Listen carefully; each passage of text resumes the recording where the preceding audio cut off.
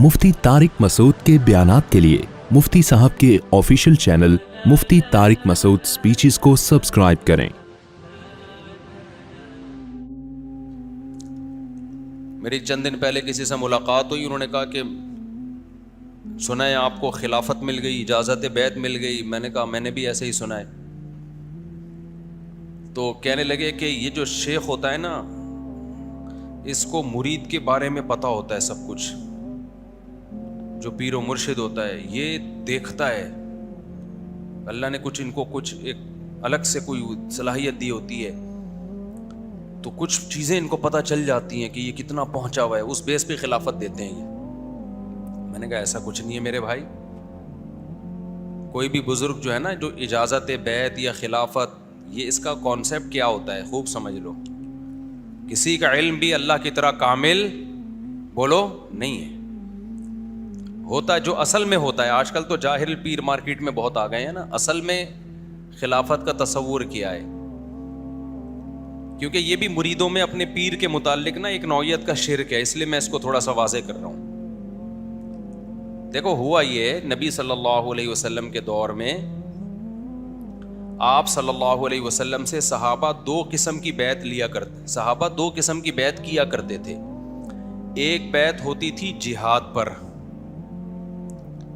जो कमांडर से होती है, जो अमीर से होती है, कि हम लड़ेंगे और पीछे नहीं हटेंगे। ये बैत भी सहाबा ने नबी सल्लल्लाहु अलैहि वसल्लम के हाथ पे की है। जैसे बैत रिजवान, जो सुलह हुदैबिया के मौके पे नहीं बैत हुई थी, तो ये बैत किस पर थी? क्या नबी हम लड़ेंगे मुशरिकीन से और हम मैदान जंग से पीछे नहीं हटेंगे, और उस्मान के खून का बदला जब तक हम ना ले लें हम उस वक्त तक चैन से नहीं बैठेंगे। नबी के दुनिया से जाने के बाद ये बैत मनसूख हो गई या सुन्नत है? उसके बाद भी सुन्नत है। जो भी कमांडर होगा उसके हाथ पे आप बैत हो सकते हैं, या ज़बानी कौल इकरार करना ये भी बैत है। आज जब भी कोई आर्मी में जाता है, फौज में जाता है, या किसी मुल्क की नेशनलिटी लेता है, उससे ये मुआहदा करवाया जाता है कि आप कंट्री के साथ वफा करेंगे, आप अमेरिका की नेशनलिटी के लिए अप्लाई करें, तो वहाँ भी आपसे ओथ लेना कहते हैं ना, तो ये भी बैत ही एक किस्म की मुआहदा है, एग्रीमेंट है। भाई हम कंट्री के खिलाफ नहीं चलेंगे, ये नहीं करेंगे, वो नहीं करेंगे। यूके की नेशनलिटी जब आप लेते हैं तो वहाँ भी वो आपसे हल्फ उठवाते हैं। जब कोई वजीर आज़म बनता है तो उससे हल्फ उठवाया जाता है। तो ये कदीम ये कहाँ से चला है? रसूलुल्लाह सल्लल्लाहु अलैहि वसल्लम से। नबी सल्लल्लाहु अलैहि वसल्लम सहाबा से जिहाद पर बैत लिया करते थे। फिर ये बैत चली खलीफा, जो खलीफा होता था उसके हाथ में लोग बैत करते। नबी के दुनिया से जाने के बाद खिलाफत की बैत जो ली गई है वो हजरत अबू बकर से के हाथ पे लोगों ने की बैत। ऐसा ही है ना भाई, हम आपको अमीर मानते हैं, हाथ बढ़ाइए, बैत होना शुरू हो गए। बैत का मतलब क्या है? अब हुकूमत किसकी है? आपकी। आप जो ऑर्डर देंगे हम उसको पूरा करेंगे, आपके खिलाफ तलवार नहीं उठाएंगे। ये बैत कहलाती है खिलाफत की बैत। खिलाफत से मुराद हुकूमत वाली खिलाफत। समझते हो कि नहीं समझते कि हमने आपको फॉलो करना है, इंतजामी उमूर में आपकी हम इताअत करेंगे। नबी ने एक दूसरी बैत भी ली है, वो थी रूहानियत की बैत।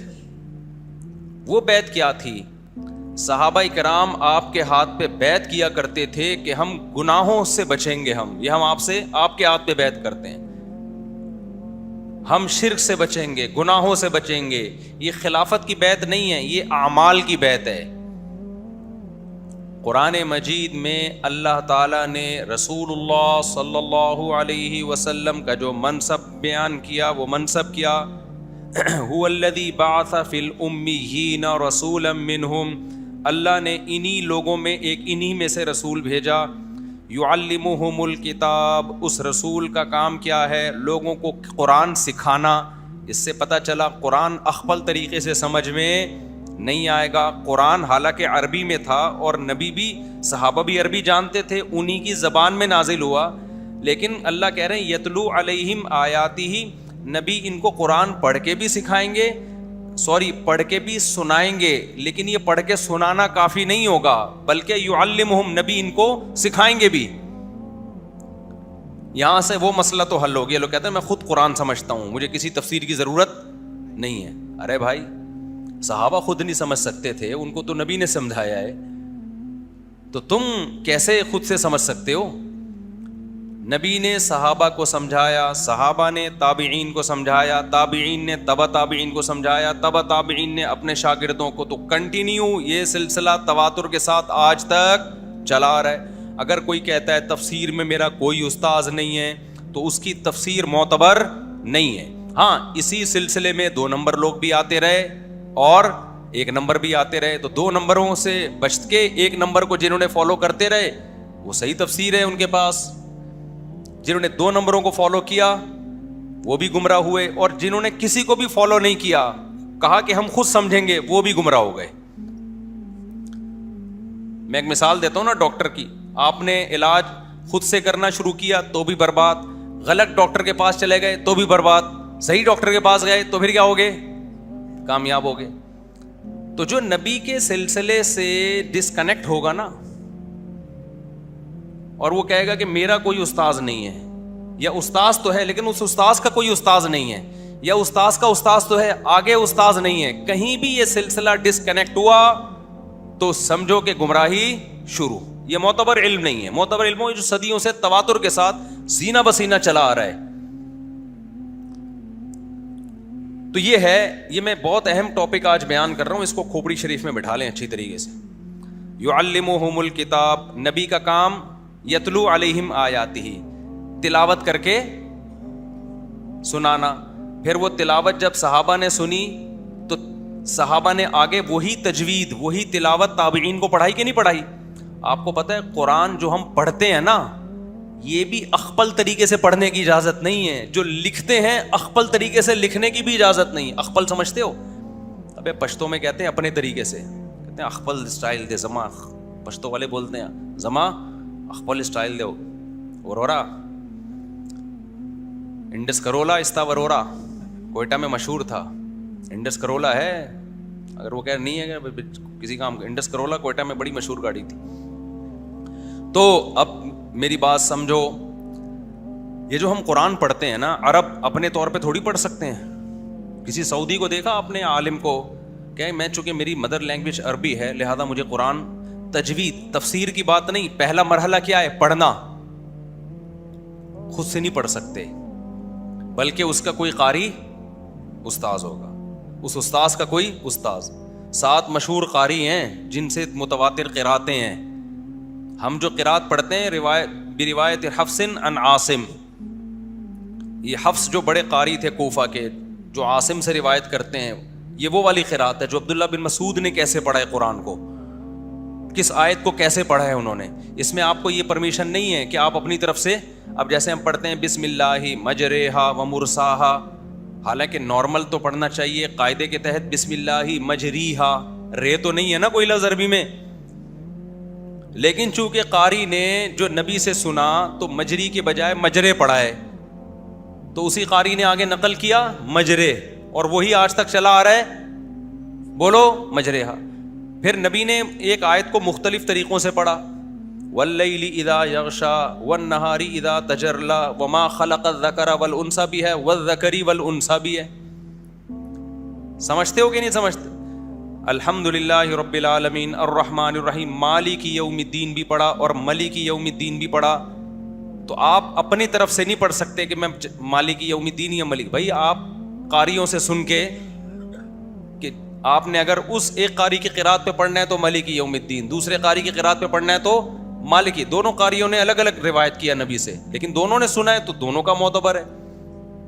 وما هو علی الغیب بضنین ہے نا 30ویں پارے میں, تو اس کو ایسے بھی پڑھا جاتا ہے وما هو علی الغیب بضنین, ملا کے پڑھا جاتا ہے. اور کتابت میں بھی ایسا ہی ہے, نبی نے جیسے لکھوا دیا قرآن اپنی نگاہوں کے سامنے, تو جس طرح کاتب وحی نے لکھ دیا, اب اس لکھے ہوئے کو بھی آپ اخپل طریقے سے نہیں لکھ سکتے. اس کی مثال جیسے اولائکا کا لفظ ہے, یہ میں اس لیے بتا رہا ہوں کہ اسلام سینہ بسینہ چلا ہے. اسلام میں بابے بیچ میں آئیں گے, بابا لیس اسلام ہو ہی نہیں سکتا. ہاں کچھ اچھے بابے آئیں گے, کچھ برے بابے آئیں گے تو بالکل بابا لیس نہیں ہو سکتے. سند متصل کے ساتھ بابا چاہیے آپ کو. آپ کا بابا کون, اس کا بابا کون, اس کا بابا کون, اس کا بابا کون, یہ سند متصل کے ساتھ. متصل سمجھتے ہو؟ 1400 سال میں ایک دفعہ بھی یہ ڈسکنیکٹ نہیں ہونا چاہیے سلسلہ. تو اب آپ نے کیا کرنا ہے, یہ جو ہم قرآن پڑھتے ہیں, یہ جو اولائکا کا لفظ ہے, آپ نے دیکھا ہوگا الف کے بعد واو لکھا ہوتا ہے. اولائکا میں ہوتا ہے کہ نہیں ہوتا؟ اور لام پہ کھڑا زبر ہوتا ہے, لام کے بعد الف بولو نہیں ہوتا. حالانکہ جو پروننسیشن ہے اس میں تو الف کے بعد واو پڑھا ہی نہیں جا رہا.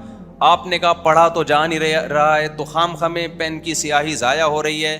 الف کے اوپر پیش ڈال دوں, واو لکھنے کی ضرورت نہیں ہے. کیا اس کی اجازت ہوگی آپ کو؟ قطعاً نہیں. آپ ویسے عربی میں کوئی خط لکھ رہے ہو تو وہ واو نہ لکھو. آپ قرآن لکھ رہے ہو تو آپ کو لکھنا پڑے گا. کیوں؟ کاتب وحی سے جو کتابت منقول ہے, جو ریٹن فارم میں قرآن آیا ہے, ریٹن فارم میں اسی طرح آیا ہے, اس میں آپ کو چینجنگ کی اجازت نہیں ہے.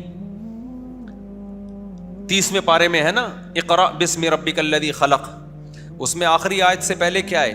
لئن لم ينتہی لنصفعا بالناصیہ, ہے کہ نہیں؟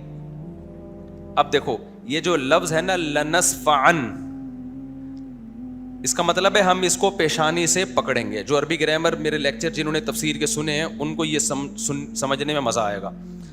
لنصفعن یہ لام تاکید کے لیے, نصفعن کا معنی پکڑیں گے ہم, بالناصیہ پیشانی سے. اللہ نافرمان کو دھمکی دینا, اس کو پیشانی کے بالوں سے پکڑیں گے. اب نصفعن میں اصل میں ہونا چاہیے عین نون زبر عن.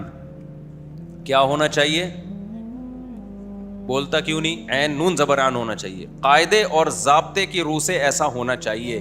جیسے میں کہتا ہوں لنضربن, میں ضرور بھی ضرور ماروں گا, تو لنضربن کے بعد با کے بعد الف کبھی بھی نہیں آتا. ہمیشہ کیا آتا ہے؟ الف آئے گا اسم میں, ناؤن میں, سینٹینس اور فعل میں نہیں آتا.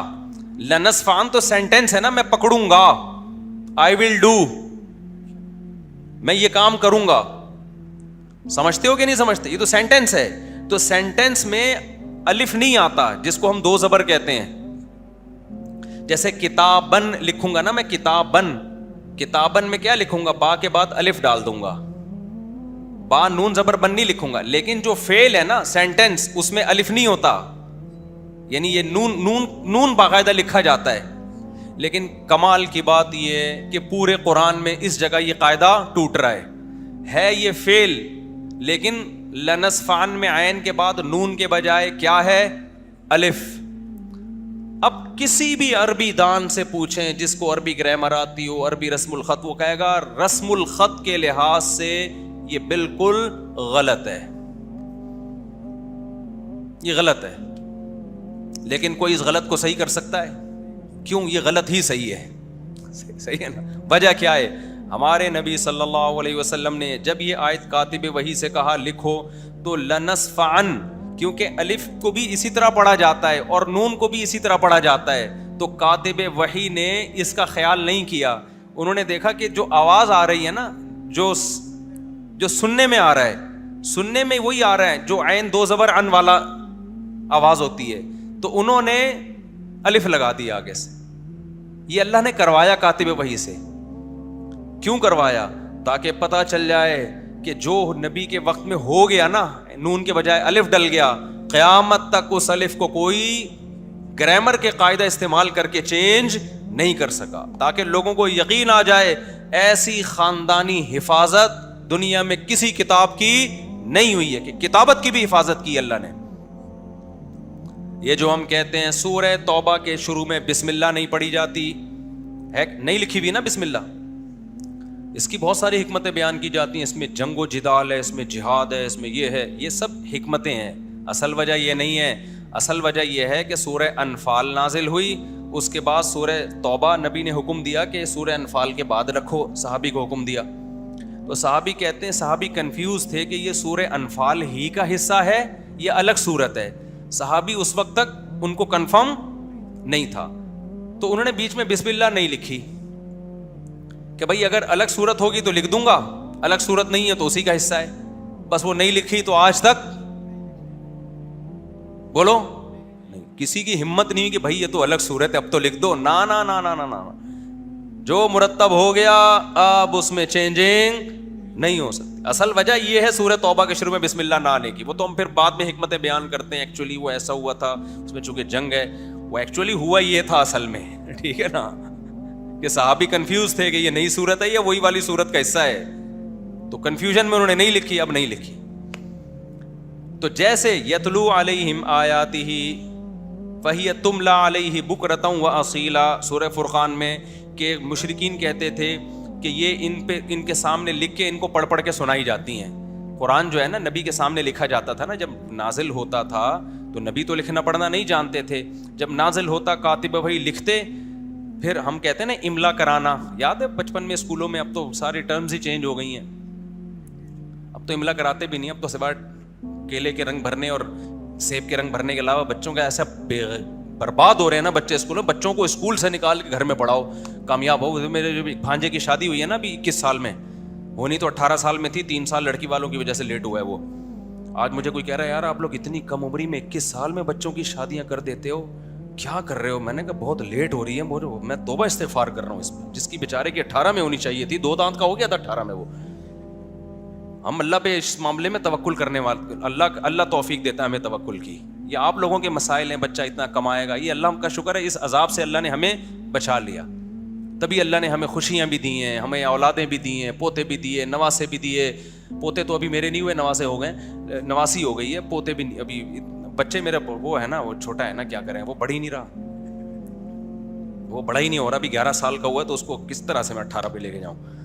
تو اللہ پہ اعتماد کرو شادی بیاہ کے معاملے میں, بچوں کے معاملے میں, اللہ خوشیاں دے گا, چہروں پہ رونق دے گا, سمجھتے ہو. اور اس معاملے میں یہ کام دنیا میں لوگوں کے تانے سنے بغیر ہو ہی نہیں سکتا. اپنی بچی کی شادی کرو گے 2 صلواتیں سننے کو ملیں گی, ابھی بچی اتنی بالغ ہوئی تھی شادی کر دی. بیٹے کی کرو گے لوگ تانے دیں گے, اپنی کرو گے تو تانے ملیں گے, لیکن کسی کی مت سنو, دے دنادن کرتے جاؤ. اور یہ جو فیملی پلاننگ والے کہتے ہیں نا 30 کروڑ آبادی ہو جائے گی, 40 کروڑ بھی ہو جائے نا, پاکستان میں نہ اسپیس کی کمی ہے نہ وسائل کی کمی ہے. یہ جو پاکستان بچا ہوا ہے آبادی کی وجہ سے بچا ہوا ہے, یہ اتنے لوگ ہمارے بیرون ملک جا کے ڈالر بھیج رہے ہیں, یہ آبادی نہ ہوتی تو مر چکے ہوتے ہم لوگ, سمجھتے ہو. آبادی ہوگی تو کھانے کو کچھ تھوڑا سا مل جائے گا. ابھی یہ میرے جو اتنے سارے بچے ماشاء اللہ, اللہ برکت دے, تو یہ بڑے بھی تو ہوں گے, کیا خیال ہے, اتنے رہیں گے. پھر مسئلہ ہے کہ کھلائے جا رہے ہو, کما رہے نہیں ہو, تو یہ بھی تو بڑے ہو کر ہاتھ بٹائیں گے نا, یہ بھی تو بڑے ہو کر ہاتھ بٹاتے چلے جائیں گے. تو یہ فیملی پلاننگ والے یہ بتاتے ہیں کہ بچہ کھاتا ہے, یہ نہیں بتاتے کہ 2 ہاتھ اور 2 ٹانگیں لے کے پیدا ہوتا ہے, کمانے کی صلاحیت بھی ہوتی ہے اس میں. تو پاکستان میں اسپیس کی, ایک بلوچستان ہی اتنا بڑا ہے نا, پوری آبادی بڑے آرام سے بلوچستان اکیلے میں آ سکتی ہے. یہ ایک ڈاکٹر صاحب بیان کر رہے 30 کروڑ کی آبادی ہونے والی ہے, 40 کروڑ کی, تو لوگ کروڑ کی آبادی. او بھائی اسپیس کتنی ہے, پاکستان نقشے میں نہ دیکھا کرو, نقشے میں تو اتنا سا ہے. لوگ دیکھ رہے ہوتے ہیں یار اتنا سا نقشے میں 30 کروڑ کہاں کھپائیں گے. ابے جب چل کے دیکھو گے پتا چلے گا بھائی اتنا سا نہیں ہے. یہاں سے حیدرآباد جاؤ خالی, حیدرآباد تک کی زمین خالی, برساتی مینڈکوں کی طرح بھی بچے پیدا کرو گے نا تو حیدرآباد تک بھی بھرنے والا نہیں ہے. اتنی یہ پاگل ہے, یہ ان کے نظریات سے ڈسے ہوئے لوگ ہیں. ان کی جب غلام قوم ہوتی ہے نا تو وہ غلاموں کی طرح سوچتی ہے, اس کی اپنی کوئی تھنکنگ نہیں ہوتی. ہم شکر ہے اسلام کو فالو کرتے ہیں, عملی طور پر جتنا ہم کوشش کرتے ہیں, میں نہیں دعویٰ کر رہا کوئی, ہم 100% کوشش تو 100% ہی کی ہوتی ہے نا, نظریات تو ٹھیک ہے نا ہمارے, اس لیے اللہ نے ہمیں ان عذابوں سے بچایا. تو اللہ تو ہے ہی نہیں ان کی ڈکشنری میں, پاس سب کچھ ہے بیچاروں کے پاس, خوشی نہیں ہے, کیونکہ ہر وقت جیب جیب جیب, پیسہ جیب پیسہ. بچہ پیدا ہو گیا تو ایکچولی کر کے اسکولوں کی فیسیں, فلانے فیسیں, ڈمکانی فیسیں. اور میں 2 بچے والوں کی عذاب اور ٹینشنیں دیکھ رہا ہوں. اتنے مہنگے اسکولوں میں پڑھا کے کہتے ہیں یار ہم نے لاکھوں روپے خرچ کر کے اپنا باغی بنا دیا ان کو, تو پیسے یا پڑھاؤ نہیں ہے, ٹماٹر بیچے گا, ختم, کوئی مسئلہ نہیں ہے. مرے گا وہ بھی جو کروڑوں روپے کماتا ہے, مرے گا وہ بھی جو ٹماٹر بیچتا ہے.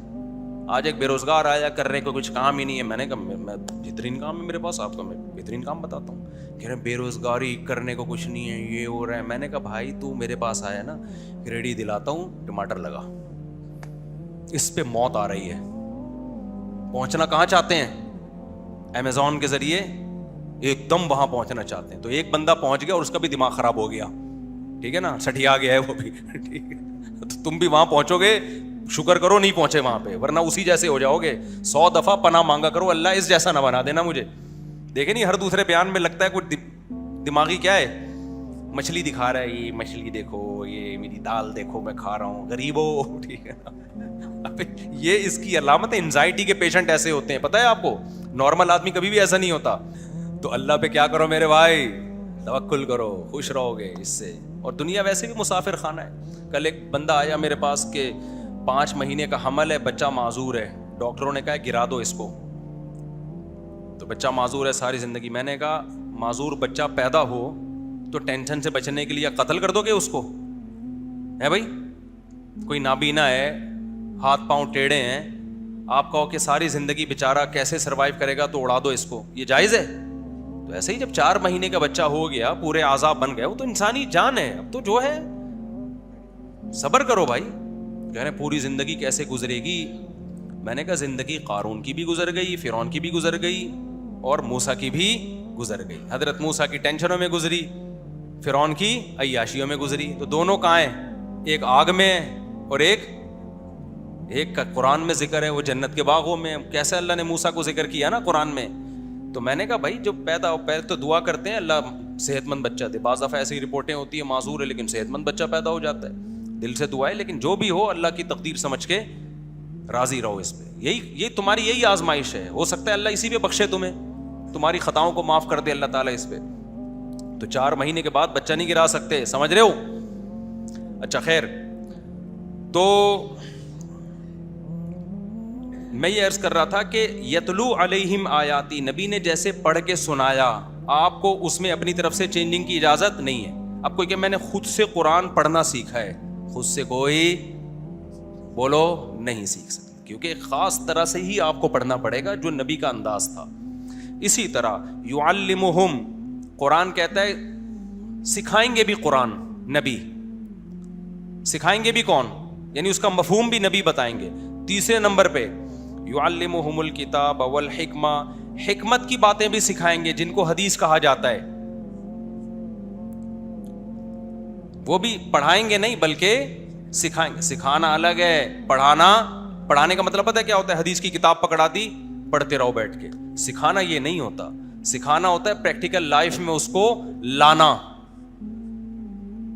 سکھانا یعلم کے الفاظ ہیں, تعلیم, وہ تعلیم الگ چیز ہے.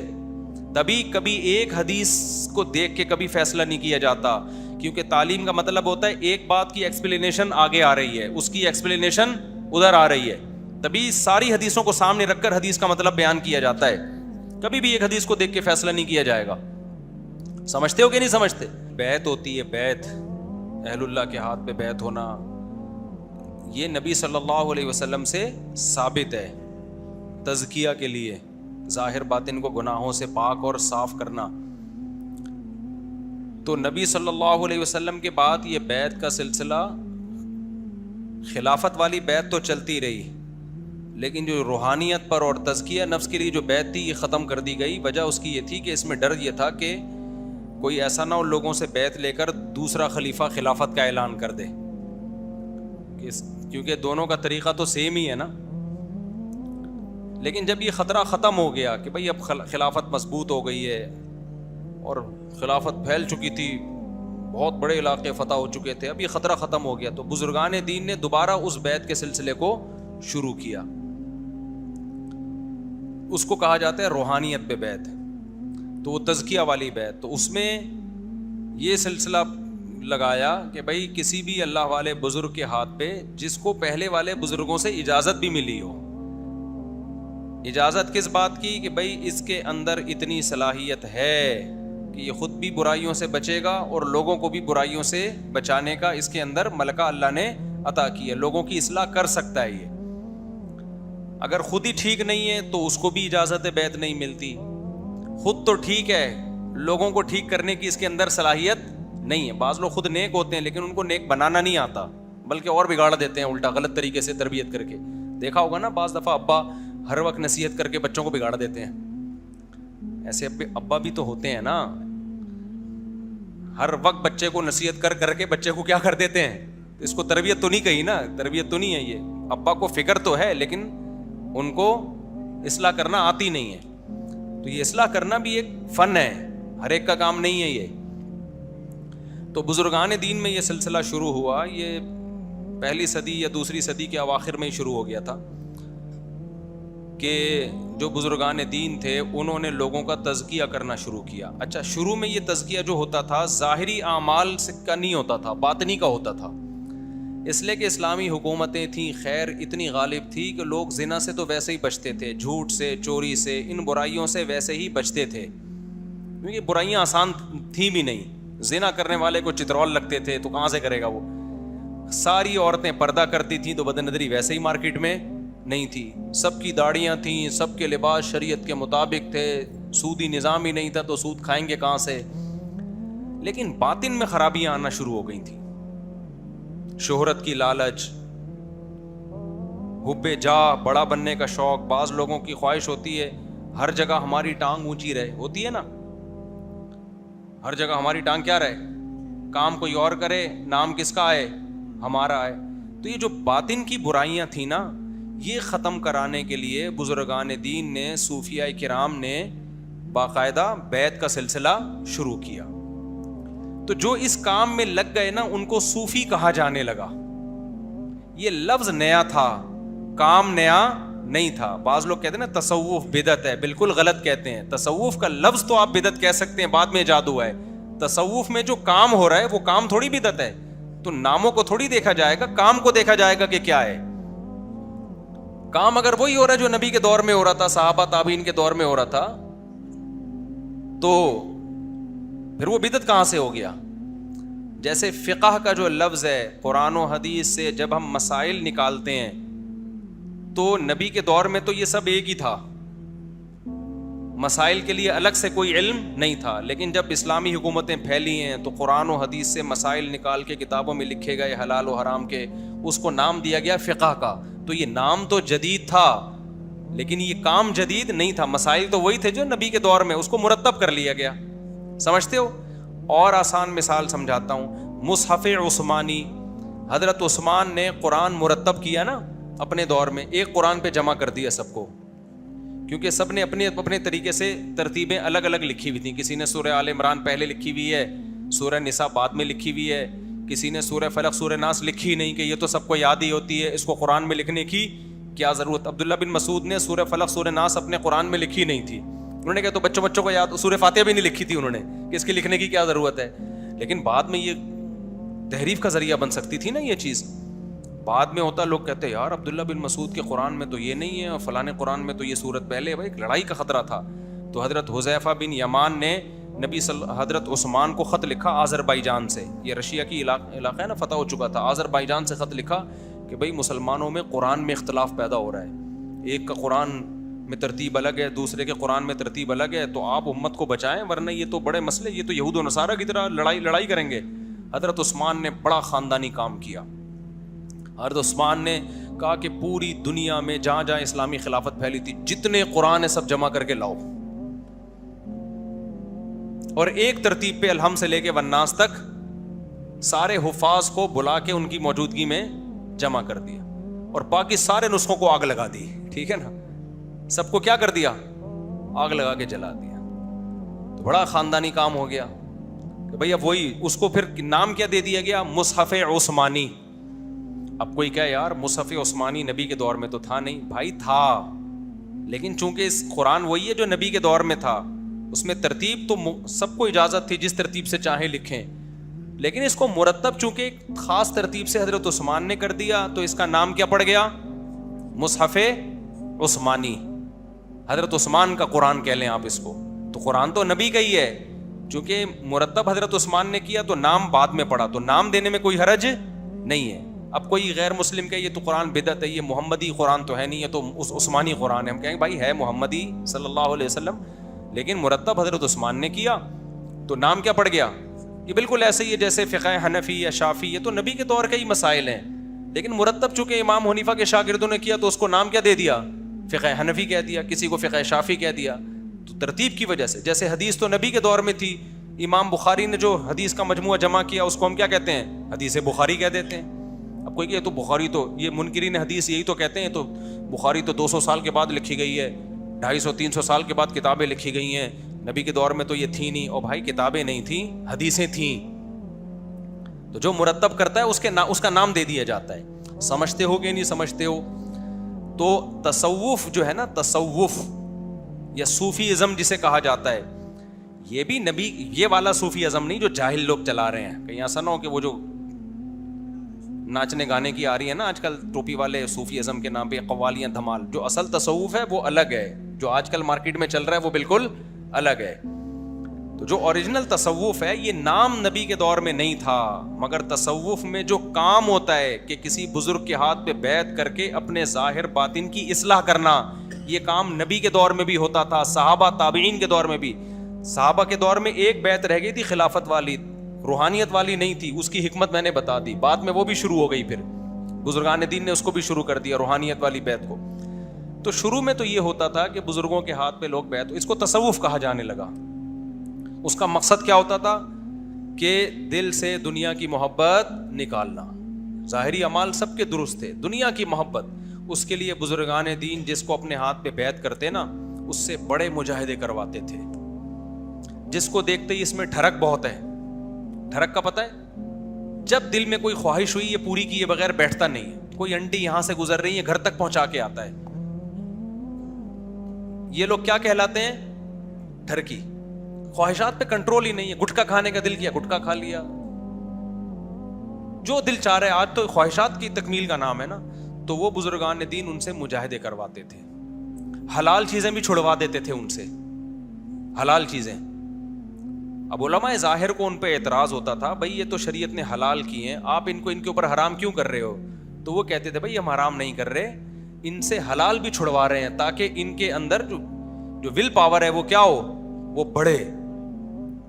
تو یہ حرام نہیں کر رہے, یہ ٹریننگ دینے کے لیے. جیسے فوجیوں کو جب ٹریننگ دی جاتی ہے نا, جو کمانڈوز ہوتے ہیں, جو SSG کمانڈوز ہوتے ہیں, تو جنگلوں میں ان کو انڈے پراٹھے تھوڑی کھلائے جاتے ہیں. اب کوئی کیا, آپ تو ہم سے حلال چھڑوا لیا, انڈا پراٹھا تو اسلام میں حلال ہے. ان سے کہا بھائی تمہیں انڈے پراٹھے اس لیے چھڑوائے ہم نے کہ جب میدان جنگ میں لڑنا پڑتا ہے تو ہر جگہ انڈے پراٹھے اویلیبل نہیں ہوتے. دشمن یہ نہیں ہوتا کہ چونکہ ایکچولی آپ بہت تھک چکے ہیں تو یہ سامنے ہوٹل ہے وہاں سے 2 پراٹھے کھا کے آئیں, اتنی دیر میں انتظار کر رہا ہوں, دوبارہ ہم فائٹ شروع کریں گے. وہاں تو کبھی کھانے کو ملتا ہے, کبھی پتے بھی کھانے پڑتے ہیں. تو ان کو ٹریننگ دی جاتی ہے, پتے بھی کھلائے جاتے ہیں. تو اسی ٹائپ کا مجاہدہ صوفیہ کرام کروایا کرتے تھے. سمجھتے ہو؟ دنیا کی محبت نکلوانے کے لیے نوٹ جلوائے, پیسے جلوائے جاتے تھے کہ جلاؤ. اس وقت تو نوٹ نہیں ہوتے تھے, یہ اشرفیاں ہوتی تھی, صدقے کرو تاکہ نکالو اس کو دل سے. بڑے سخت مجاہدے ہوتے تھے جس کا آج میں اور آپ تصور بھی نہیں کر سکتے. ایسا رگڑا دیا جاتا تھا. کسی میں دیکھتے تکبر ہے, تکبر بہت زیادہ ہے, اس کی اصلاح کے لیے اس سے ایسے کام کروائے جاتے تھے اس کی یہ تکبر ٹوٹے. اس سے جھاڑو دلوائی جا رہی ہے, اس سے نمازیوں کے جوتے سیدھے کروائے جا رہے ہیں, ٹھیک ہے نا. روزانہ نمازی آئیں گے تم ان کے چپل سیدھے کرو, جھاڑو دو, تاکہ اس کی جو انا ہے نا یہ کیا ہو. تو یہ سیٹ اپ تھا, یہ بڑا مبارک سلسلہ تھا. تو وہ ان بزرگوں کے مریدین ہوتے ہیں, پھر وہ دیکھتے ہیں ان میں جو صحیح ہیں, جن ان بزرگوں کو ان کے بارے میں خیال ہوتا کہ یہ زیادہ اصلاح کے قابل ہیں, ان کا بڑا ہم نے مجاہدہ کرا ہے اور ان کے آثار ایسے لگتے ہیں کہ یہ نیک ہیں بھی اور نیک بنا بھی سکتے ہیں. تو ان کو خلافت دی جاتی تھی, اجازت بیعت دی جاتی تھی کہ آپ ہماری زندگی میں بھی بیعت کر سکتے ہیں, ہمارے مرنے کے بعد بھی لوگوں کو بیعت کر سکتے ہیں. یہ سلسلہ بڑا اچھا یہ 4 سلسلے پھر مشہور ہوئے, چشتی, قادری, سہراوردی اور سلسلہ چشتیہ, قادریہ, نقشبندی اور سہراوردی. یہ سلسلے کا مطلب یہ ہے کہ ہر بزرگ کی اصلاح کا اپنا ایک طریقہ ہوتا تھا. جیسے بعض بزرگوں کی اصلاح کا یہ طریقہ ہوتا ہے, جیسے نقشبندی سلسلے میں نا یہ ہوتا تھا کہ اللہ کی محبت اتنی پیدا کر دی جائے کہ گناہ خود ہی چھوڑے, وہ برائیوں کو خود ہی چھوڑے. بعض سلسلوں میں یہ تھا کہ اللہ کا خوف پیدا کیا جائے. تو یہ چاروں کا طریقہ ایک دوسرے سے تھوڑا تھوڑا کیا تھا, ڈفرینٹ تھا, لیکن مقصد سب کا کیا تھا, ایک کہ بھئی اللہ کی محبت پیدا ہو اور برائیوں سے چھوٹیں. تو یہ 4 سلسلے چلے ہیں پوری دنیا میں, یہی پھر رائج ہوئے ہیں. آپ ترکی میں جائیں, سعودیہ میں جائیں, سعودیہ میں بھی اب انہوں نے تصوف کو ختم کر دیا کیونکہ اس میں 2 نمبریاں بہت زیادہ ہو گئی تھی. جب یہ شیخ محمد بن عبد الوہاب کی تحریک چلی ہے نا تو بہت زیادہ 2 نمبریاں ہو گئی تھی. جیسے ہمارے یہاں بھی 2 نمبریاں اس میں بہت زیادہ ہیں. تو سعودی ہوئے تو بڑے انہوں نے تو سارے ایسی کی تیسی کر دی, بولے چلو ختم سارا, چلو پتلی گلی سے کیا کرو, کیونکہ اس میں 2 نمبریاں زیادہ ہو گئی تھیں اور 1 نمبری بہت تھوڑی رہ گئی تھی. تو پھر سعودی عرب حساس جگہ ہے نا, وہاں اگر یہ 2 نمبریاں چلتی رہتی, وہ تو نبی کی قبر کو کیا بنا لیتے, وہاں تو کیا کچھ ہو جاتا.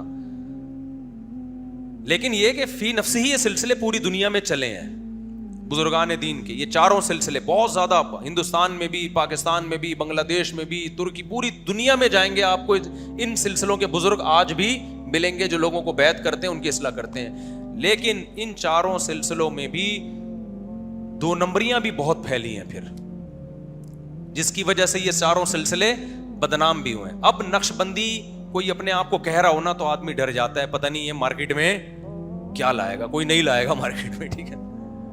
اب اگر کسی کے نام کے ساتھ لگو نا قادری, سہروردی, چشتی, تو سمجھ لو کسی قوالی میں شرکت کے لیے جا رہی ہے. تو وہ جو اصل روح تھی نا وہ سائڈ پہ رہ گئی, اور یہ مزار پرستی, قوالیاں اور پیر صاحب کی چاپلوسی, مکھن گیری, پیر صاحب کو ایسا خدا بنا لینا کہ بس پیر صاحب نے جو کہہ دیا چاہے قرآن و سنت کے خلاف ہو, تو پیر پرستی جسے کہتے ہیں, وہ پیر پرستی آ گئی. آپ سندھ میں دیکھو, پنجاب میں دیکھو, یہ تصوف ہی کے سلسلے تھے جو بگڑ کے پیر پرستی پہ گئے ہیں. لیکن ان میں بھی سارے بگڑے نہیں ہیں. انہی چاروں سلسلوں میں جو صحیح علماء تھے, بزرگان دین تھے, وہ آج بھی الحمدللہ بڑی تعداد میں موجود ہیں. سمجھتے ہو کہ نہیں سمجھتے ہو؟ جو عقیدہ توحید پر قائم ہے, سنت پر قائم ہے, انہوں نے تصوف میں بدعتوں کو گھسنے نہیں دیا. ہندوستان میں بہت زیادہ بدعتیں تصوف میں آ گئی تھیں. مولانا اشرف علی تھانوی رحمۃ اللہ علیہ نے اس کے خلاف بہت زبردست کام کیا, بہت زیادہ کام کیا. انہوں نے تصوف سے ساری بدعتوں کو نکالا ہے, اور انہوں نے اس کی روح کو فوکس کیا. مثال کے طور پر ان کی خانقاہ میں ایک شخص آیا اور نمازیوں کی چپل سیدھے کر رہا ہے نا, انہوں نے اس کو پابندی لگا دی کہ تو یہ کام نہیں کرے گا. وہ کہہ رہا تھا میں تواضع سیکھ رہا ہوں. انہوں نے کہا تمہارے اندر سے تکبر پیدا ہوگا, ٹھیک ہے نا, تمہارے اندر یہ احساس ہوگا میں 18ویں گریڈ کا آفیسر ہوں, لیکن میں کتنا نیک ہوں کہ میں نمازیوں کے چپل سیدھے کرتا ہوں.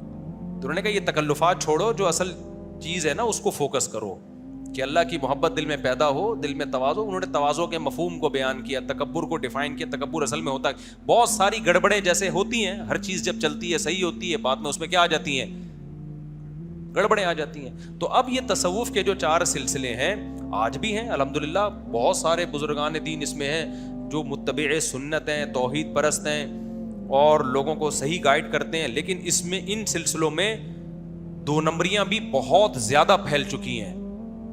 اس لیے ہم اب لوگوں کو یہ کہتے ہیں بھائی کسی بزرگ سے بیعت ہونا ہے تو اتنا کافی نہیں ہے کہ یہ ان سلسلوں میں کسی سلسلے کے سے تعلق ہے, اتنا کافی نہیں ہے, کیونکہ ان سلسلوں میں بدعتیں بہت زیادہ پھیل گئی ہیں. نمبر 2, اتنا بھی کافی نہیں ہے کہ کسی بزرگ نے خلافت دی ہو. بات آ رہی ہے سمجھ میں؟ کسی بزرگ نے خلافت نہیں دی پھر تو بیعت ہو ہی نہیں سکتے نا, کیونکہ جب کسی ماضی کے بزرگ نے اعتماد نہیں کیا تو آج ہم کیسے کسی کو مینٹور بنا سکتے ہیں اپنا؟ خود سے تھوڑی کوئی کہے گا کہ میں اتنا نیک ہوں گے میرے ہاتھ پہ, یہ تو اس کا مطلب یہ تو بندہ ہی 2 نمبر ہے. جو خود نیک ہونے کا دعویٰ کر رہا ہے وہ کبھی بھی نیک نہیں ہو. آپ کے بڑے کہیں کہ ہاں بھائی یہ اس قابل ہے کہ اس کے ہاتھ پہ بیعت ہو جاؤ, تو ان بڑوں کے آرڈر پہ اگر کوئی کر رہا ہے تو ٹھیک ہے, بڑوں کے آرڈر کے بغیر کر رہا ہے تو یہ وہ منصب کی طرح ہے کہ جو منصب چاہتا ہے وہ منصب کا اہل نہیں ہوتا کبھی بھی. تو پہلی شرط یہ ہے کہ کسی بھی بزرگ کے ہاتھ پہ آپ بیعت ہوتے ہیں نا, روحانیت کی بیعت, کہ آپ اپنی اصلاح کرنا چاہتے ہیں, اپنے آپ کو ظاہر باطل گناہوں سے پاک کرنا چاہتے ہیں, تو پہلی شرط یہ ہے کہ اس کو انہی سلسلوں میں سے کسی بزرگ سے اجازت بولو ملی ہو, ماضی کے کسی بزرگ نے اعتماد کیا ہو, وہ بزرگ بھی قابل اعتماد ہو. نمبر 2, آپ خود بھی تجزیہ کریں کہ یہ اجازت صحیح ملی ہے یا غلط ملی ہے, کیونکہ آج کل خلافتیں ہول سیل کے حساب سے بٹ رہی ہیں. میں ایسے لوگوں کو بھی جانتا ہوں بینک میں سودی جاب کر رہے ہیں, پیر صاحب نے ان کو اجازت بیعت دے دی, نہ ان کا حلیہ شریعت کے مطابق, نہ ان کا لباس شریعت کے مطابق, فرض نماز تک نہیں پڑھ رہے ہوتے. تو اب یہ گدی چل رہی ہے, گدی نہیں ہوتی جیسے گاؤں دیہاتوں میں پیر صاحب کی گدی ہے, گدی پہ فلاں کے بیٹھ گیا, تو گدی پہ دیکھو بیٹھا کون ہوتا ہے, سگریٹ پی رہا ہے, پان کھا رہا ہے, خواتین بے پردہ صبح شام آ کے بیٹھ رہی ہیں, بس جی گدی ہے جی, پیر صاحب کیا ہیں بہت پہنچے ہوئے ہیں. تو یہ وہ تصوف نہیں ہے جو مشائخ اور بزرگان دین نے شروع کیا تھا. سمجھ میں آ رہی ہے بات؟ یہ وہ والا تصوف نہیں ہے. تصوف کا مطلب یہ ہے کہ ظاہر باطن شریعت کے مطابق کر لو بس. تو جس سے بیعت ہونا چاہتے ہو پہلے اس کے اندر وہ علامتیں نظر آئیں کہ یہ خود بھی شریعت کا پابند ہے یا نہیں. نمبر 2, ان کو جن بزرگوں سے اجازت ملی ہے وہ خود بھی قابل اعتماد ہیں یا نہیں ہے. ایسا تو نہیں کسی بدعتی سے اجازت ملی ہو. گدی نشین جو چل رہے ہوتے ہیں جاہل لوگ, قوالیاں یا قبروں پہ سردے ہو رہے ہیں, ایسے بزرگوں کو میں جانتا ہوں آج کل ایک ٹائم کی نماز نہیں پڑھتے, وہ کرامتوں کے قصے صبح شام بیان کرتے رہتے ہیں بیٹھ کے. نہ بھائی, اصل کیا ہے؟ قرآن اور سنت. قرآن و سنت کو فالو کرے. ایک منٹ یہ بھی لیتا ہوں آپ سے. تو اگر کوئی ایسا شیخ ملے جو قرآن و سنت کو فالو کرتا ہو, اس کو باقاعدہ اجازت بھی ملی ہوئی ہو, اس کی محفلوں میں بیٹھ کے آپ کو لگے کہ یہ قرآن و سنت کو فالو کرتے ہیں, بدعتی نہیں ہے, تو خوب سمجھ لیں اس زمانے میں بھی بیعت ہونا کسی بزرگ سے یہ بہت فائدہ ہے. وہ کام جو آپ 20 سال میں کرتے نا, کسی بزرگ کی رہنمائی میں کسی اللہ والے سے اصلاحی تعلق قائم کرو گے تو جو کام 20-25 سال میں ہونا تھا وہ آپ کا 2-3 سال میں ہو جائے گا. جیسے آپ اپنے طور پر جم میں جا کے صحت بنانا شروع کرتے ہو نا, تو ہو سکتا ہے محنت بہت ہو, آؤٹ پٹ اس کا کیا ہو, بہت کم ہو. کچھ نہ کچھ تو فائدہ ہوگا, کہیں نہ کہیں سے تو اسپیڈ بریکر نکلیں گے. کچھ نہیں تو شوگر مینٹین رہے گی, آڑے ترچے ہو جاؤ گے لیکن بیمار نہیں ہو. جب بھی آپ ورک کرتے ہیں تو کسی بھی طرح سے اپنی انرجی کو جب یوٹیلائز کرتے ہیں تو صحت کو تو بہرحال فائدہ ہوتا ہی ہے, چاہے آڑے ترچھے ہی ویٹ اٹھاتے رہو. لیکن اگر کسی ماہر ٹرینر کی موجودگی میں جا کے آپ ٹریننگ کرو گے تو آپ کو ڈائٹ پلان بتائے گا, آپ کو بتائے گا بھائی یہ والا ویٹ اٹھاؤ, پھر اب یہ نہیں, اب یہ والا. ایسا نہ ہو کہ ہاتھ آپ کے اتنے بڑے ہو جائیں, ٹانگیں کیا ہوں. میں نے ایک جم میں ایک بندے کو دیکھا, اوپر سے اتنا بڑا, ٹانگیں ایسے جیسے لکڑی پہ کھڑا ہوا ہے. میں نے اس کو بولا آپ تھائس کی ایکسرسائز کیوں نہیں کرتے؟ انہوں نے کہا بھائی گھٹنوں میں پانی آ جاتا ہے, پتہ نہیں کیا کیا ہو جاتا ہے. میں نے کہا یہ جو اتنا بڑا جسم آپ کے باریک سی ٹانگوں نے اٹھایا ہوا ہے, یہ ٹانگیں بیٹھ جائیں گی, زمین میں دھس جاؤ گے کسی دن. تو کسی ٹرینر سے اگر رابطہ کر لیتے, انٹرنیٹ پہ ادھر ادھر دیکھا ہوگا کہیں کہ تھائس لگانے سے یہ ہو جاتا ہے, تھائس کی ایکسرسائز سے, کچھ نیٹ پہ تو سب کچھ پڑا ہوا ہے, بس وہیں سن کے ایمان لے آئے.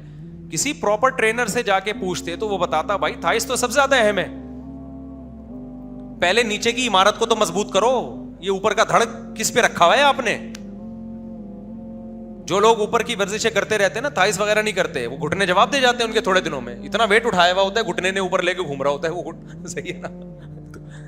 تو اب کیا ہے, ٹرینر کیا کر دیتا ہے, ایسی خوراکیں بتا دیتا ہے, ایسے ٹپس بتا دیتا ہے, اور پھر آپ کو بار بار اس سے ہدایت لینی پڑتی ہے. ایسا نہیں ہوتا کتاب میں پرچہ لکھ کے چلا گیا کہ 10 سال تک اس اصولوں پر عمل کرو. نہ, ہر ہفتے وہ رپورٹ طلب کرتا ہے. 1 مہینے بعد آپ کی باڈی کو دیکھے گا, ہاں بھائی کولیسٹرول کم ہو رہا ہے, نہیں ہو رہا, کیا ہو رہا ہے. پھر خوراک آپ کے حساب سے کیا کرے گا, چینج کرے گا. بھائی یہ آپ پہ موافق نہیں ہے, آپ ایسا کرو, یہ کھا لو, آپ تھوڑے سی میٹھا بڑھا دو, بہت ہی باریک ہوتے جا رہے ہو, ٹھیک ہے نا, لڈو مڈو کھا لو, اس طرح کرتا ہے نا. تو یہ اسی طرح جس بزرگ سے اصلاحی تعلق قائم کیا جاتا ہے تو اس سے تعلق قائم رکھا جاتا ہے. وہ گائیڈ کرتے ہیں, پوری زندگی گائیڈ کرتے رہتے ہیں, اس کے بڑے فائدے ہوتے ہیں انسان کو. میں اگر حضرت مفتی رشید احمد صاحب رحمۃ اللہ علیہ سے بیعت نہ ہوتا, میں کوئی ابھی بھی بہت نیک نہیں ہوں, بہت کیا نیک ہی نہیں ہوں, ہر آدمی کو اپنی برائیاں پتہ ہوتی ہیں, لیکن جو ٹوٹا پھوٹا ہوں نا میں, یہ مفتی رشید احمد صاحب کی وجہ سے ہوں. میں اگر بیعت نہ ہوتا اور میں صرف دین کا علم حاصل کرتا, میں جو فتنہ پھیلاتا نا سوسائٹی میں, آپ کی سوچ ہے وہ, کیونکہ مجھے جس طرح سے آتا ہے نا فتنہ پھیلانا, جو اللہ نے مجھے ٹوٹا پھوٹا ایک دماغ دیا ہے, وہ آپ کی میں ایسا بہترین فرقہ بناتا, میں کہتا میں فرقے سارے ختم کر رہا ہوں, اور خاندانی قسم کا فرقہ مارکیٹ میں لے کر آتا, جو کہ آج کل ہو رہا ہے نا. ہر آدمی نیا اٹھتا ہے, فرقے ختم کر رہا ہوں. کیسے ختم کر رہا ہوں, نیا فرقہ مارکیٹ میں کوئی نئی چیز لا رہا ہوتا ہے. علم کے ساتھ اگر اصلاح نہ ہونا انسان کی, یہ علم تباہی ہے, یہ برباد کر دیتا ہے. مرزا غلام احمد قادیانی کوئی جاہل تھوڑی تھا, بڑا عالم تھا, خدا کا خوف نہیں تھا تو بیڑا غرق کر کے گیا نا, نبوت کی بنیاد رکھ کے گیا. آج کل سنا ہے 2-4 دن پہلے کسی نے امام مہدی کا دعویٰ کر دیا, کوئی مہدی بن رہا ہے, کوئی نبی کا دعویٰ کر رہا ہے, کوئی نیا مفتی بن کے آ رہا ہے مارکیٹ میں. تو ہمیں تو سب سے پہلے سکھایا گیا تواضع. کیا سکھایا گیا؟ ہم نہیں بنے, میں نہیں کہہ رہا کہ ہم کوئی متواضع ہیں, ہماری برائیاں ہمیں پتہ ہیں, اللہ کو بھی پتہ ہے, اللہ کو تو ہم سے بھی زیادہ پتہ ہوں گی, لیکن جو ٹوٹی پھوٹی اگر اللہ مجھ سے کوئی خیر کا کام لے رہا ہے تو اس کی وجہ کیا ہے؟ ہم 18 سال کی عمر میں ایک بزرگ کے ہاتھ پہ جا کے بیعت ہو گئے, ایسے ہی نہیں جلد بازی میں, بلکہ پہلے ہم نے ان بزرگ کی کتابیں پڑھی, ان کی عملی زندگی دیکھی, دیکھا کہ خود شریعت کو کتنا فالو کرتے ہیں, ان کے بیانات میں گئے تو غالب گمان ہو گیا کہ بھائی یہ واقعی کیا ہے؟ اللہ والے ہیں. انہوں نے 20 سال بخاری پڑھائی مدرسے میں, تو پتا چلا بھائی ان کے پاس علم بھی ہے, بڑی بڑی کتابیں پڑھائی ہیں مدارس میں, کئی سال فتوے کا کام کیا, ریسرچ بھی ہے, اور اللہ والے بھی ہیں. دنیا کی محبت ان کے پاس بیٹھ کے, بہشتی زیور میں حضرت مولانا شریف تھانوی نے لکھا ہے نا, کسی شیخ و مرشد کی صحیح علامت کیا ہے کہ اس کے پاس بیٹھ کے دنیا کی محبت ختم ہو. اگر وہاں بیٹھ کے گاڑیوں کی اور دنیا کی محبت لے کے جاتے ہو تو اس کا مطلب یہ خود ہی بزرگ نہیں ہے, ٹھیک ہے. محبت کیا ہونی چاہیے؟ ختم. یہ پہلی علامت ہے, اور بھی بہت ساری چیزیں ہیں. تو یہ جو ہے نا, ہم نے جتنے آپ ماضی میں دیکھو بڑے بڑے اکابر گزرے ہیں. اچھا یہاں ایک بات, تو چونکہ یہ جو بزرگان دین ہیں یہ اللہ کا ذکر بہت کرواتے ہیں, کیونکہ ذکر اللہ کے بغیر کوئی بزرگ کا مطلب نیک آدمی, بزرگ کی کوئی الگ سے کوئی ڈیفینیشن نہیں ہے. بزرگ کا مطلب انسان کا بچہ, شریف آدمی, نیک آدمی. آپ کے ذہن میں بزرگ سے فوراً یہ آئے گا کوئی عجیب سی کوئی مخلوق جس سے نہ چلا جا رہا ہو نہ بیٹھا جا رہا ہو, 4 آدمی لے کے چل رہے ہوں, تو یہ مطلب بزرگ کا نہیں ہے. بزرگ کا مطلب جو گناہوں سے بچتے ہیں, دل میں دنیا کی محبت نہ ہو, اللہ کی نظر میں وہ بزرگ ہے بس. یہ سب سے بڑی کیا اس میں کیا وہ ہونی چاہیے؟ دنیا کی محبت ختم ہو اس کے اندر سے. ایک اور بات دماغ میں, ہاں تو اللہ کا ذکر وہ بہت کرواتے ہیں, تسبیح ہاتھ پکڑا دیتے ہیں, چلو بھائی اللہ اللہ کرو بیٹھ کے. ہمارے حضرت ہمیں ذکر بتاتے تھے, لا الہ الا اللہ 200 دفعہ نا ہم رات کو اٹھ کے لا الہ الا اللہ کی ضربیں لگانی ہے. لا الہ میں تصور دل سے اللہ کے سوا سب کچھ نکل رہا ہے. الا اللہ کا مطلب صرف کون؟ اللہ. تو بڑا فائدہ ہوتا ہے اس سے, بار بار بار بار بار بار. تو ایسا ایک عجیب انسان کا دل بننا شروع ہوتا ہے, اللہ کی محبت پیدا ہونا شروع ہوتی ہے. تو اب اس سے کیا ہوتا ہے, اب اس سے نا بعض لوگوں کو آج کل کے جو نئے نئے اسکالرز آ رہے ہیں نا, وہ کیا کہتے ہیں, یہ جو صوفی لوگ ہیں یہ ذکر اللہ لگا دیتے ہیں, یہ جہاد تو کرتے ہی نہیں ہیں, یہ صوفیوں نے دین کا بیڑا غرق کیا. میں اصل صوفیوں, جو جاہل صوفی ہیں انہوں نے تو واقعی بیڑا غرق کیا ہے, اور میجورٹی جاہل صوفیوں کی ہی ہے یہ آج کے دور میں. آج کل جو پیری مریدی چل رہی ہے نا, اس میں میجورٹی کیا ہے؟ گمراہ ہے. سمجھتے ہو کہ نہیں سمجھتے؟ وہ پیر صاحب اصل ہوتے ہیں, اللہ رسول مقصد ہی نہیں ہوتے, مقصد ہی پیر صاحب بن چکے ہیں. وہ سمجھتے ہیں پیر صاحب بخشوا دیں گے ہمیں. تو اصل جو ہے نا اس میں کیا ہے, ذکر اللہ کرواتے ہیں. تو اس سے لوگوں کو اعتراض ہوتا ہے, بھئی یہ تو اللہ اللہ کرواتے رہتے ہیں, یہ تو جہاد نہیں کرتے, یہ تو نظام کی تبدیلی کی بات نہیں کرتے. لیکن آپ اگر ہسٹری اٹھا کے دیکھو, جتنا جہاد میں قربانی صوفیاء کرام نے دی ہے نا, اتنی قربانی کسی اور نے نہیں. کیونکہ جب اللہ کی محبت کی چنگاری بھڑکتی ہے تو میدان جنگ میں بھی وہی اترتے ہیں. آپ ماضی اٹھا کے دیکھ لینا, جہادی تاریخیں آج دیکھ لو, فلسطین میں جو لڑ رہے ہیں نا, میجورٹی صوفی ازم سے ان کا تعلق ہے. جو فلسطین میں لڑ رہے ہیں نا یہودی کے خلاف, ان میں میجورٹی تصوف کو مانتی ہے. سمجھ میں آ رہی ہے بات؟ اور ان کے بڑے بڑے کمانڈر کسی نہ کسی بزرگ سے بیعت ہیں, کیونکہ اس کے بغیر وہ موٹیویشن نہیں ملتی. جہاد کی باتیں کرنا آسان ہے, خدا کی قسم میدان جنگ میں لڑنا بڑا مشکل کام ہے. وہ بیٹھے ہوئے ہیں ہمارے بچپن کے دوست ناصر بھائی, لڑ چکے ہیں نا, یہ بھی ان کا بھی میدان جنگ کا تجربہ ہے ماشاءاللہ. ان کو پتا ہے ماضی میں نا جب رشیا کا جہاد ہو رہا تھا, تو یہ ویڈیو نہ لے کر آؤ, پولیس پکڑ کے لے جائے گی بھائی. تو یہ ہمارے پرانے دوست ہیں, یہ بھی جا چکے ہیں. باتیں کرنا بہت آسان, میدان جنگ میں جب تک اللہ کی عشق کی چنگاریاں, محبت کی چنگاریاں نہ بھڑک رہی ہو نا, کوئی میدان میں ٹک نہیں سکتا. میں دعوے سے کہتا ہوں, آج جتنے یوٹیوبرز آ رہے ہیں نا, جہاد کرو, یہ مولوی جہاد نہیں کر رہا, ان کا باپ بھی جہاد نہیں کر سکتا. ٹھیک ہے نا, صحیح ہے نا. اور جن مولویوں پہ اعتراضات کر رہے ہیں میدان جنگ میں آگے بھی وہی ہوں گے. اب لوگ کہتے ہیں پھر غزہ کیوں نہیں جا رہے؟ آپ راستہ بتا دو بھائی. راستہ نہیں ہے غزہ جانے کا میرے بھائی, کہاں سے جائے آدمی؟ تو بارڈر ہے نا, بارڈروں پہ کوئی جانے نہیں دے گا آپ کو, بلکہ الٹا پکڑ کے جیل بھیج دیں گے. تو جہاں راستہ ملے نا آپ کو, تو جتنے جو اللہ اللہ کرتے ہیں نا, تسبیحات لے کے بیٹھے رہتے ہیں اور لوگ ان پہ کئی خانقاہوں میں صرف اللہ اللہ سکھا رہے ہیں یہ لوگ, دیکھنا یہ سارے اللہ اللہ کرنے والے شارٹ ہو جائیں گے, سارے جانوں کا نذرانہ پیش کریں گے, اور جو باتیں کرنے والے لوگ ہیں وہ باتیں ہی کر رہے ہوں گے یہاں بیٹھ کے.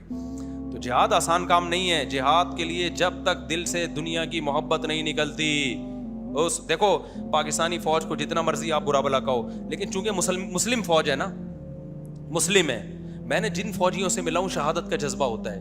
کیوں؟ کچھ نہ کچھ اسلام کی وجہ سے اللہ کی محبت کی رمق ہوتی ہے, اور اسی وجہ سے ملک بچا ہوا ہے. اختلاف ہو سکتا ہے فوجیوں کی پالیسی, محمد مشرف نے جو کچھ کیا تھا 100% غلط کیا تھا, اڈے دے کے افغانستان پہ جو حملہ کروایا, ہر چیز میں ہم فوج کی حمایت نہیں کرتے, لیکن چونکہ مسلم فوج ہے, شہادت, کلمہ, یہ سب چیزیں سلیبس کا حصہ ہیں. لہذا جو ہمارے فوجی جن کو نشان حیدر ملا, آپ ذرا ان کی ہسٹری دیکھو, آپ کو یہ غیر مسلم فوجیوں میں ایسے جنگجو نہیں ملیں گے. آپ کو ملیں گے تو بہت کم ریشو ہوگا. وہ کارگل پہ جس کو نشان حیدر ملا تھا, وہ میجر کو انڈین آرمی نے اس کی تعریف کی تھی, یار یہ تو بہت بہادری سے لڑا ہے, کیونکہ شہادت کا جذبہ ہوتا ہے نا یار. پھر نبی صلی اللہ علیہ وسلم نے فرمایا الجہاد مختصر طریق الجنہ, جنت میں جانے کا شارٹ کٹ راستہ کیا ہے بھائی, کیسا بہترین شارٹ کٹ راستہ, اتنا لمبا ٹریک کاٹ کے یہ اتنے مجاہدے کر کے شارٹ کٹ راستہ کیا میدان جہاد میں شہید. تو یہ سب چیزیں سنی بھی ہوتی ہیں. تو جس کے دل میں جو اللہ کا ذکر کر کے تہجد پڑھ کے اللہ کی محبت کے چشمے ابل رہے ہوں, اس کے دل میں کیسا شہادت کا جذبہ ہوگا. ہم نے ایسے لوگوں کو دیکھا ہے, اللہ والوں کو, جو شہادت نہ ملنے پہ روتے تھے, شہادت نہ ملنے پہ روتے تھے. ایک طرف بحریہ ٹاؤن کے پلاٹ حلق میں اٹکے ہوئے ہیں بھائی, دوسری طرف کہ اللہ مجھ سے ناراض ہے اور مجھے شہادت نہیں مل رہی. یہ جذبے ہوتے ہیں. تو یہ تصوف جو ہے نا, جو سچی مچی والا تصوف ہے, یہ بہت ضروری ہے. سمجھتے ہو؟ ہاں, جھوٹی موٹی کا تو تصوف چل رہا ہے آج کل, گدی, پیر کی گدی, وہ گدی پہ کوئی بھی چرسی موالی آ کے بیٹھا, وہ گدی نہیں ہٹ کے دے رہی اس سے. پھر اپنے بیٹوں ہی کو خلافت دینا, چاہے وہ نیک نہ بھی ہوں. پیر صاحب کی خلافت کہاں جائے گی؟ بیٹوں میں جائے گی. بھائی اگر نیک ہیں تو پھر ٹھیک ہے, نہیں ہے تو پھر کیوں جا رہی ہے خلافت؟ تو ہم نے دیکھا اس زمانے میں ایک اچھا, پھر میچور لوگوں کو خلافت ملتی ہے. 18 سال کی عمر میں ایک بچے کو خلافت مل گئی. میں نے کہا بیٹا ابھی تو تمہاری عمر کیا ہے, پتہ نہیں تم کیا کیا کر رہے ہوگے, اللہ محفوظ رکھے سب کو. تمہیں خلافت مل گئی, تم تو بگڑ جاؤ گے. اس عمر میں تمہیں کوئی اپنا گدی نشین بنا دے تو اتنے سے بچہ میچور تھوڑی ہوتا ہے. جب لوگ اس کے ہاتھ پہ آ کے بیعت ہوں گے تو وہ سدھرے گا یا بگڑے گا؟ وہ تو بگڑنا شروع ہو جائے گا. تو کوئی معیار ہی نہیں رہا ہے, ایسے ہی خلافتیں بٹ رہی ہیں. جس نے پیر صاحب کی شان میں زیادہ اچھی شاعری کر دی, لے بھائی تجھے بھی خلیفہ بنا دیا. تو ایسا نہیں ہے. لیکن اگر جو صحیح پروسیس ہو نا, تو یہ بہت بہترین راستہ ہے اصلاح کا, اس سے بہت زیادہ فائدہ ہوتا ہے.